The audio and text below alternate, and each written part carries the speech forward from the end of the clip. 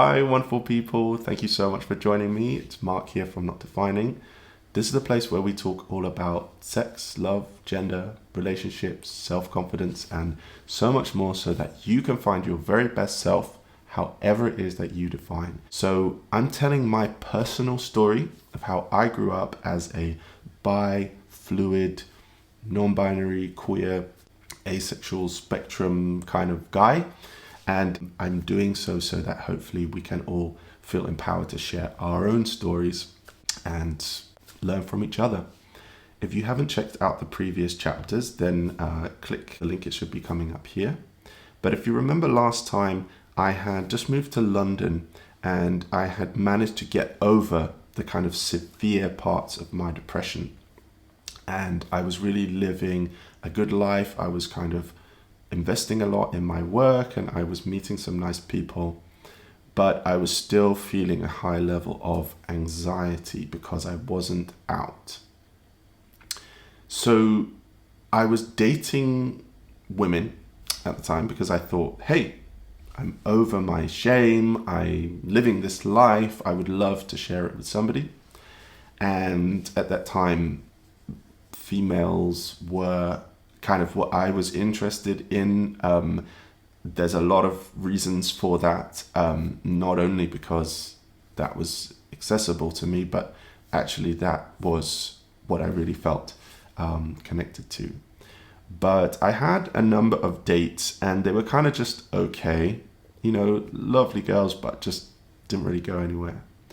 And one of the things about being bi is that whenever a date doesn't go well, not only do you have that thing where you go, oh, was it me? Like, am I good enough? Or did I take them to the right place? Or, did I come on too strong? Whatever, all those normal things. But you also have an additional worry, which is, oh my goodness, am I actually going to be valid with this gender or not? The fact that I am the way I am, maybe I could never get with women, and these kind of shame spirals start to come in. So I was getting a bit downhearted. But I met a girl on Tinder, and to be honest, I wasn't really motivated to go. But my friend said to me, go on, just go for it. And I was like, okay, fine. So I went out and I met the person who would become the love of my life. Immediately, within the first minute, I think, I was completely mesmerized by her. We met at a little cafe in London and we just spent the whole evening together. She was amazing. She lit up my heart like I have never experienced before. I was just absolutely overwhelmed by the connection that we had. So I didn't really know what to do, but I just let myself go with it. And we saw more of each other. As time went on, we started dating and, I asked her if she wanted to be my partner, my girlfriend.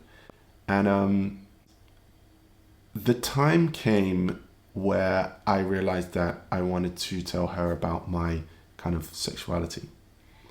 Once again, when we are dating as bi people, there's always this question of, do we tell the person or do we kind of like put it on our profile straight away so we filter out people who aren't comfortable with it, or do we meet someone and then we kind of open up in slower time? And it's a really horrible thing to have to think about, but quite early on I thought to myself, okay, this girl might be the one. So I really want to be open with her. And so the way I did it was I plucked up the courage. We went out for dinner. It was really nice. And I was shaking. I was sweating. I was so anxious. I don't think I've ever been as anxious in my life. And I asked her a question. And I said, so have you ever made out with a girl? And to my delight and surprise, she answered in the most nonchalant way, she said, "Oh my God, yeah, totally, yeah. Loads of times. Why? Have you made out with guys?" And I was a bit like taken back. But I kind of looked down and managed to get the words out of my mouth that yes, I had. And what she said next changed my life forever. Not only had she made out with girls before and was seemingly fine about it, not only was she accepting and tolerant of me doing the same, but what she actually said was, "Oh, wow, that is so hot."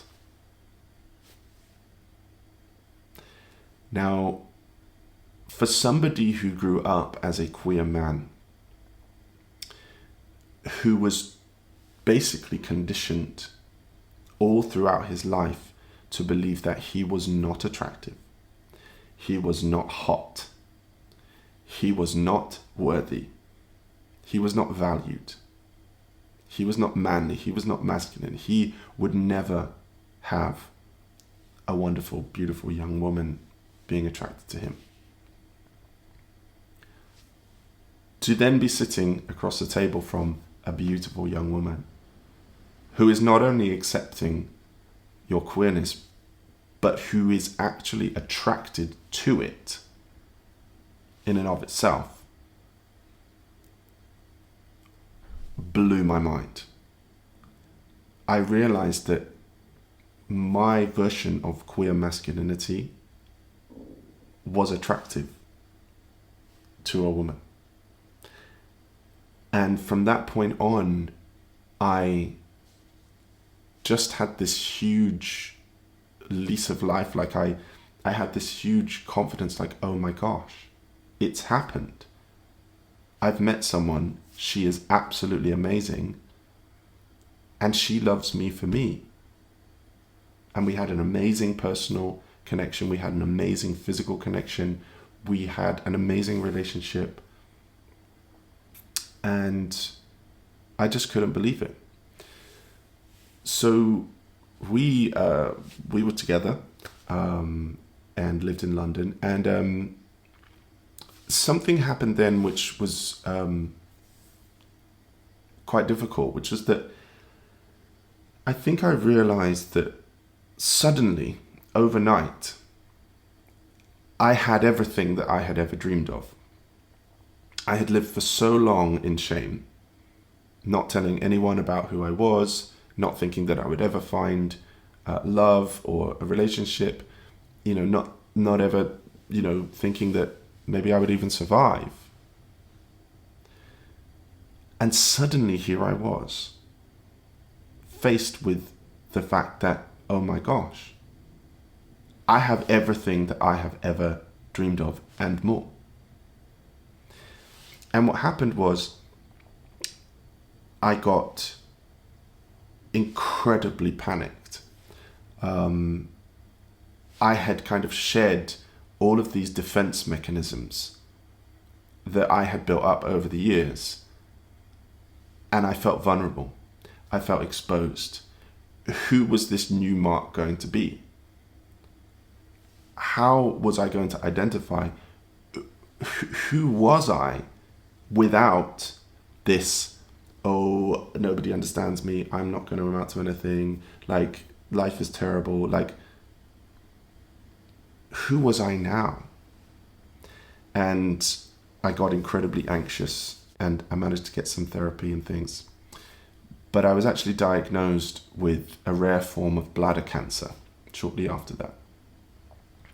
And the doctors couldn't understand why I had got it. It was really, really rare for someone of my age and demographic to get it.